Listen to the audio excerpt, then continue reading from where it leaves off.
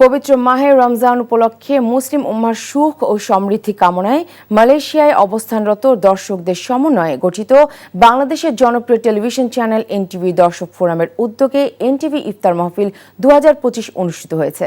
কুয়ালালামপুরের জালাল ইয়াকুব লতিফ বান্দার টুন রাজ্জাকে অবস্থিত ইন্টারন্যাশনাল ইয়ুথ সেন্টারে অনুষ্ঠিত হয় এই অনুষ্ঠান।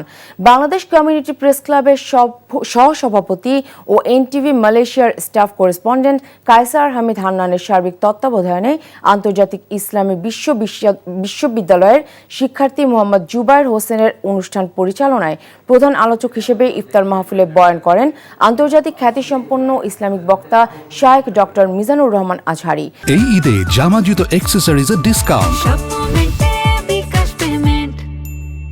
বিশেষ আলোচক হিসেবে বয়ান করেন কুয়ালালামপুরের তিতিওয়াংসার সুরাং বাইতুল মোকাররমের ইমাম হাফেজ মাওলানা ইকরামুল হক।